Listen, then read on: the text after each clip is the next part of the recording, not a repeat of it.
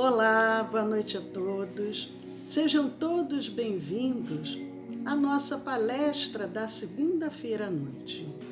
Eu sou Leila Rocha de Oliveira, do Centro de Estudos Espíritas Allan Kardec, aqui da cidade de Olambra, cidade do interior de São Paulo, cidade das flores. Sintam-se todos acolhidos, sintam os perfumes das flores que daqui vão se irradiando para todos os lares que se encontram conectados conosco. Hoje é dia 28 de setembro de 2020 e é uma alegria estarmos juntos mais uma vez, e nós vamos, para a nossa preparação espiritual, vamos ler um pequeno trecho do livro Vinha de Luz, pelo benfeitor Emmanuel e Francisco Cândido Xavier. A mensagem que nós abrimos foi a mensagem número 16. Tu, porém. É uma passagem de Paulo escrevendo a Tito, capítulo 2, versículo 1. Tu, porém, fala o que convém à sã doutrina. Tu, porém, fala o que convém à sã doutrina. Paulo, Tito, capítulo 2, versículo 1. Emmanuel vem comentando, dizendo: desde que não permaneças em temporária inibição do verbo, serás assediado a falar em todas as situações. Convocar-te-ão a palavra os que desejam ser bons e os deliberadamente maus, os cegos das estradas sombrias e os caminheiros das sendas tortuosas. Corações perturbados pretenderão arrancar-te expressões perturbadoras. Caluniadores induzir-te-ão a caluniar. Mentirosos levar-te-ão a mentir. Levianos tentarão conduzir-te à leviandade. Ironistas buscarão localizar-te a alma no falso terreno do sarcasmo.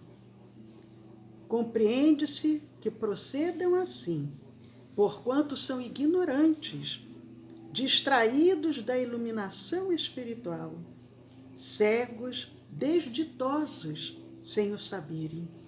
Vão de queda em queda, desastre a desastre, criando a desventura de si mesmos. Tu, porém, que conheces o que eles desconhecem, que cultivas na mente valores espirituais que ainda não cultivam, toma cuidado em usar o verbo, como convém ao Espírito do Cristo, que nos rege os destinos. É muito fácil falar aos que nos interpelam de maneira a satisfazê-los, e não é difícil replicar-lhes como convém aos nossos interesses e conveniências particulares.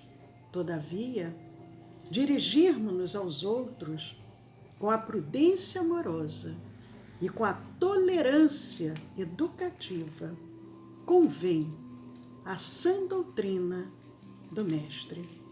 É tarefa complexa e enobrecedora, que requisita a ciência do bem no coração e o entendimento evangélico nos raciocínios. Que os ignorantes e os cegos da alma falem desordenadamente, pois não sabem nem veem. Tu, porém, acautela-te nas criações verbais, como quem não se esquece das contas naturais a serem acertadas no dia próximo. A mensagem número 16 do livro Vinho de Luz, Emmanuel e Francisco Cândido Xavier. Tu, porém, quando Paulo escreve a Tito, capítulo 2, versículo 1, tu, porém, fala o que convém à sã doutrina. E embalados por essa mensagem tão bela, tão profunda, nós, com gratidão, Senhor, em nossos corações, por estarmos aqui mais uma segunda-feira reunidos em Teu nome e pedindo a Doutor Bezerra de Menezes, benfeitor espiritual da nossa casa espírita, e toda a sua falange de luz, para que possam agora estar conosco, nos envolvendo, nos amparando, despertando em nossos corações a centelha divina, para que possamos assimilar a mensagem da noite de hoje. Muito obrigado, Senhor Jesus. Sê conosco, agora e sempre. Queridos amigos, é uma alegria estarmos aqui juntos, saudando a cada um que nesse momento se encontra conosco. Um abraço para todos os amigos dos dois planos da vida que vêm estar conosco nessa noite.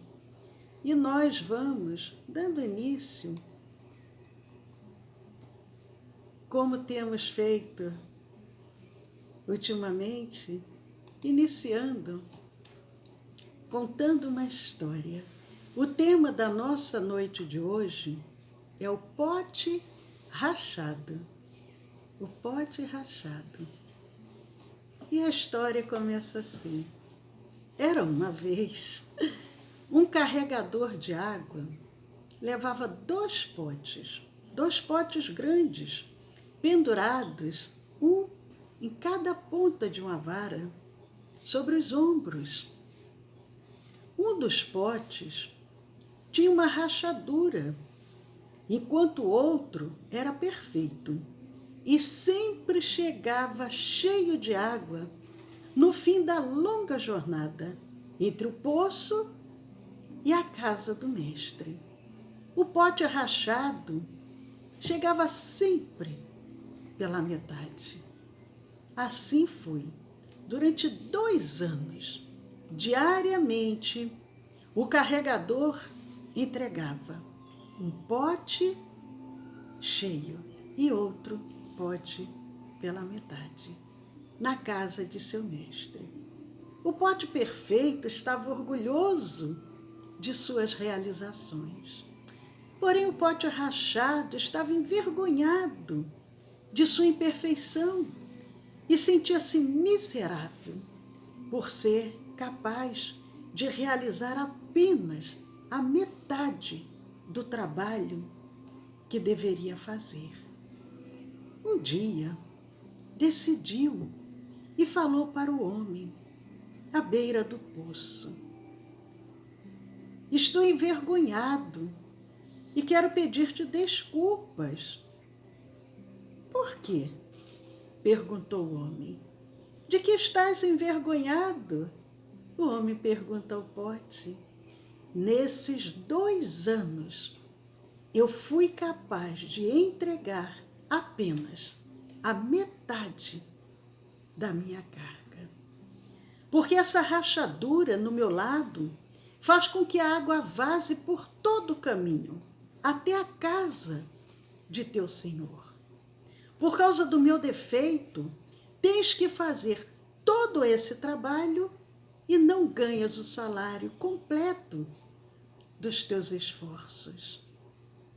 O homem ficou triste pelo sentimento do velho pote e disse-lhe amorosamente: quando retornarmos para a casa de meu Senhor, quero que admires as flores ao longo do caminho. De fato, à medida que eles subiam a montanha, o velho pote rachado notou que flores selvagens ao longo de todo o caminho, e isto o alegrou. Mas ao fim da estrada, o pote ainda se sentia mal, porque tinha vazado a metade. E de novo pediu desculpas ao homem por sua falha. Disse o homem ao pote: notaste que pelo caminho só havia flores no teu lado? Notaste que pelo caminho só havia flores no teu lado? Eu, ao conhecer teu defeito, transformei-o em vantagem. Lancei sementes de flores no teu lado do caminho. E cada dia, enquanto voltamos do poço, tu as regas. Por 2 anos eu pude colher flores para ornamentar a mesa de meu Senhor. Se não fosses do jeito que és, meu mestre não teria essa beleza em sua casa. Cada um de nós temos nossos próprios e únicos defeitos. Todos nós somos potes rachados. Se permitirmos, o Senhor vai usar estes nossos defeitos para embelezar a mesa de seu Pai. Na grandiosa economia de Deus, nada se perde. Nunca deveríamos ter medo dos nossos defeitos. Se o reconhecermos, eles poderão ser benéficos. Das nossas fraquezas, podemos tirar forças. História que nós vamos aproveitando para fazer essa introdução e agora fazermos uma viagem no tempo, ao tempo de Jesus, ao tempo do Evangelho. E nós vamos nessa viagem no Evangelho de João, em 1 João, capítulo 3, versículo 2, João nos transcreve em seu Evangelho dizendo: amados, agora somos filhos de Deus e ainda não se manifestou o que havemos de ser, mas sabemos que quando ele se manifestar, seremos semelhantes a ele, pois o veremos como ele é. João, capítulo 3, versículo 2, diz: somos filhos de Deus e ainda não se manifestou o que havemos de ser. Ainda não se manifestou. E ele continua, agora no capítulo 13, versículos 23, e no capítulo 21, versículo 20, dizendo: seu próprio nome não aparece no Evangelho que ele escreveu, mas ele faz 2 referências a si mesmo como discípulo a quem Jesus amava. Os discípulos amados era João. E João vem nos trazendo agora, dando continuidade no capítulo 13, no 21, e nós vamos relembrando que Jesus chamava a João e a seu irmão, chamava filho do trovão. Jesus chamou João de filho do trovão. E em 3 momentos diferentes, João deixou transparecer seu lado audacioso e intempestivo. Mas isso não foi motivo para que Jesus deixasse de amá-lo. Ao contrário, Jesus tinha por ele um amor tão intenso que ele era chamado, e até hoje, o discípulo amado. Mas vamos ver quais foram esses 3 momentos que João manifesta a sua audácia, a sua intempestividade, até porque João era um adolescente quando ele seguia Jesus. ele era muito jovem. Em Marcos, no capítulo 3, versículos 14 a 19, Marcos vem relatando o seguinte, se referindo a Jesus, e nomeou 12 para que estivessem com ele, e os mandasse a pregar, e para que tivessem o poder de curar as enfermidades e expulsar os demônios. Marcos continua dizendo, capítulo 3, versículos 14 a 19, Jesus, a Simão, ele deu o nome de Pedro. Ele convoca aqueles 12 homens e a Simão, ele pôs o nome Pedro. A Tiago e a João, que eram irmãos, que eram filhos de Zebedeu, era Tiago, filho de Zebedeu, e João, irmão de Tiago, as quais Jesus põe o nome de Boanerges, que significa filhos do trovão, filhos do trovão. André, Filipe, Bartolomeu, Mateus, Tomé, tinha outro Tiago também, que era filho de Alfeu, Tadeu, Simão, agora outro Simão, que era o cananita, e Judas Iscariotes, aquele que entrega Jesus.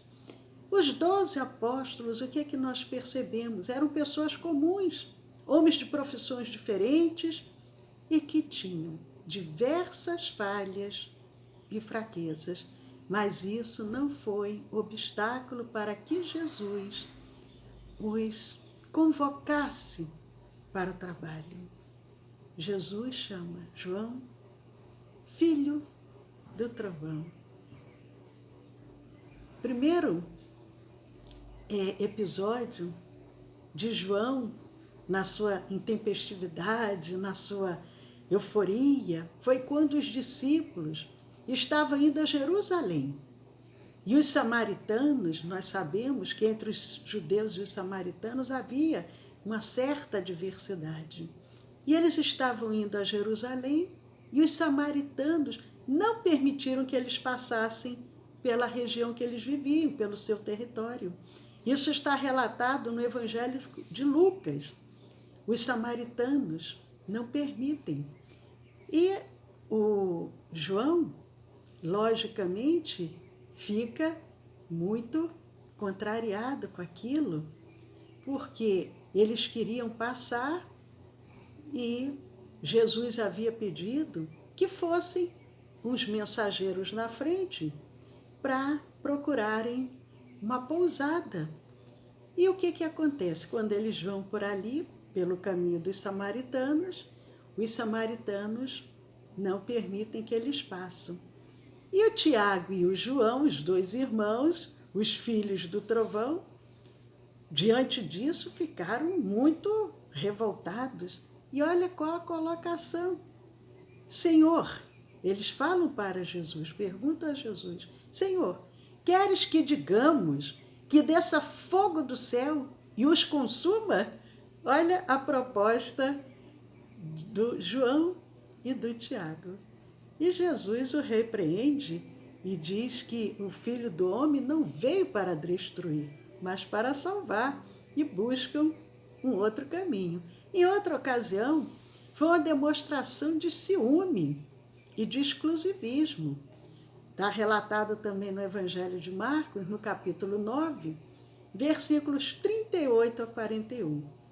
João, respondendo, disse, Mestre, vimos uma pessoa, um homem, em que em teu nome expulsava demônios, o qual nos segue. E nós os proibimos, porque não nos segue. Eles viram alguém no caminho, eu curo você em nome de Jesus. E João ficou, não, se eles não estão aqui conosco, não fazem parte do grupo dos 12, como que ele pode querer curar em nome de Jesus? E Jesus diz, não proíba, porque ninguém há que faça milagre em meu nome que não seja uma pessoa de bem. Mas nós vemos as imperfeições. Jesus, ele escolhe aqueles homens, mas que ainda demonstravam as suas fraquezas humanas. Em outro momento, foi uma demonstração de ambição, ainda em Marcos relatando, quando eles se aproximam de Jesus, tanto João quanto Tiago, e pedem: Senhor, aliás, eles querem sentar um à direita e outro à esquerda de Jesus, quando fosse estabelecido o reino de Jesus. Então eles se aproximam, está relatado no Evangelho de Marcos, capítulo 10, versículos 35 e 40, e dizendo: Mestre, eles nem pedem, eles impõem. Olha como que ainda a ambição, a fraqueza humana. Mestre, queremos que nos faças o que te pedirmos. E Jesus, com muita amorosidade, quer saber: que quereis que vos faça? Que quereis? Lógico que ele já sabia. E eles lhe disseram: concede-nos que na tua glória nos assentemos, uma à tua direita e outro à tua esquerda. E aí Jesus diz: não sabeis o que pedis. E aí ele explica o porquê, mas a gente não vai adentrar. E o que acontece? Os outros 10, quando ouviram isso, também ainda seres humanos imperfeitos, ficaram muito indignados com o Tiago e com o João. Mas, como discípulo amado, que era o João, chamado discípulo amado, nós vemos a coragem de João em acompanhar Jesus em seu julgamento. Ele era jovem ainda e foi o único no momento do testemunho que não foge, que não abandona Jesus. Todos nós temos as nossas qualidades e as nossas imperfeições. Naquele momento que Jesus encontrava-se ali, a caminho da cruz, João demonstrou sua ternura quando recebeu a mãe de Jesus. E, inclusive, ali no relato do Evangelho, diz que naquele momento supremo, Jesus olha para João, olha para Maria, sua mãe, e diz: Mãe, eis aí teu filho. Filho, eis aí tua mãe. Ele entrega um ao outro, para que um cuidasse do outro. E é muito bonito.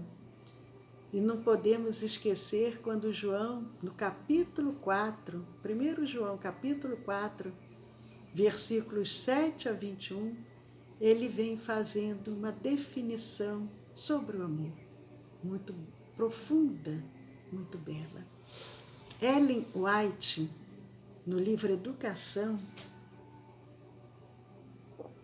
ele diz: João era orgulhoso, ambicioso, de espírito combativo, mas por sobre tudo isto, o Divino Mestre divisou o coração ardente, sincero e amante. Quantos de nós somos juízes, gostamos de apontar as falhas, gostamos de recriminar, de julgar, não conseguimos ver que o outro tem as suas virtudes, tem suas qualidades. Jesus, amor, Jesus, bondade, ele nos julgava porque ele sabe que todos nós estamos aqui nesse processo de evolução. A convivência com Jesus, ao se sentir amado e apreciado pelo Mestre, tudo isso contribuiu para transformar o Filho do Trovão em apóstolo do amor. Os 12 apóstolos eram pessoas comuns, homens de profissões diferentes, que tinham diversas falhas e fraquezas. Mas Jesus vislumbra aquilo e que podemos nos tornar quando ele faz o convite, quando ele convida e diz: sigam-me. Cada um deixa de lado o que estava fazendo e seguem a Jesus. Isso é que é o importante. No chamado do Mestre, todos aqueles homens, pescadores, homens simples do povo, cobradores de imposto como Mateus, publicano, mal visto pelos demais, porque eles trabalhavam para os romanos, os publicanos, e os judeus se sentiam muito incomodados com aqueles que eram próprios irmãos, cobrando dele os impostos para entregar aos invasores. Mas todos, ao convite de Jesus, seguem a Jesus, e Jesus sabia que cada um daqueles tinha possibilidades mil. Tiago, que foi chamado também filho do trovão, ele teve talvez mais uns 10 anos somente depois que Jesus parte. Segundo pesquisas, ele foi o primeiro discípulo a perder a vida. João não. João, ao contrário, viveu muitos e muitos anos. Mas cada um deu seu testemunho. Deu seu testemunho de fé, deu seu testemunho de perseverança. Se entregaram realmente sem medo. Cada um deu a própria vida pelo cristianismo nascente.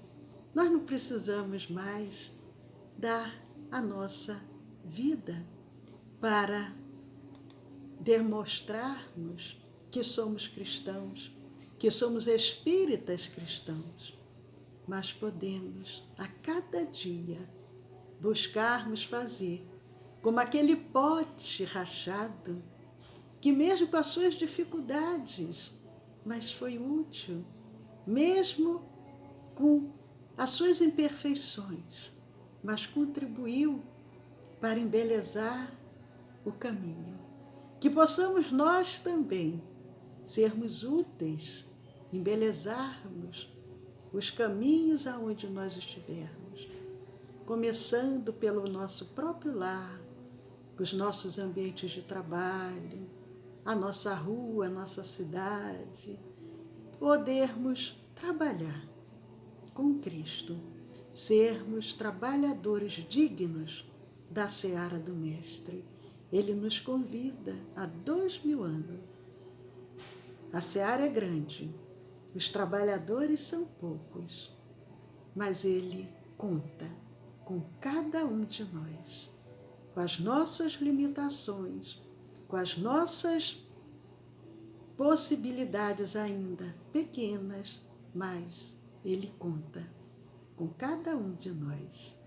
Nós desejamos a todos muita paz. Segunda-feira estaremos novamente aqui juntos, trazendo mais um tema para a nossa reflexão. Muito obrigado.